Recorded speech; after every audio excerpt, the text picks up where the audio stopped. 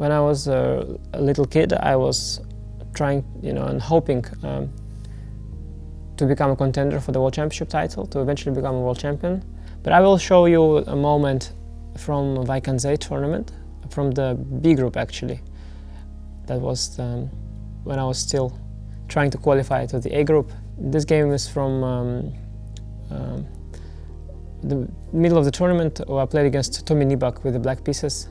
He was a strong grandmaster and much higher rated than I was, but I managed to win the game, and I really liked one moment.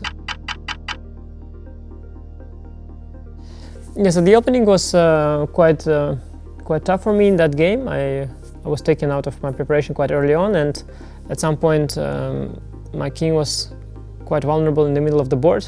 But with his last move, my opponent Tomi Nibak, he pushed the pawn to d5, which immediately weakens these dark squares. But the problem with setting up the knight in the center of the board is that after d6 check, my king will have to move and the rook will enter on d5, and my rooks, they will stay disconnected.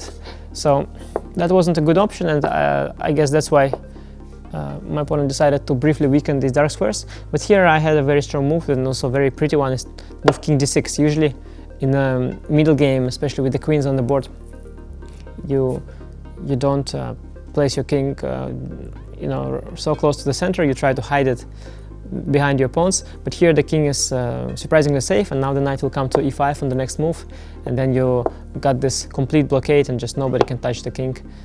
And yeah, from here onwards the game really became one-sided. So all of a sudden the weak king turned into into a strength, and then after knight came to e5, I pushed the queenside pawns and won the game actually quite easily. I was very happy with this move. I think it's one of the most beautiful moves I've made.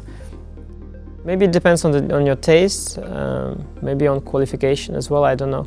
Maybe some don't find this move very appealing. I mean, there are more standard ways, of classifying chess beauty, like some beautiful sacrifices, or something very attacking or direct, and here it's a very positional move.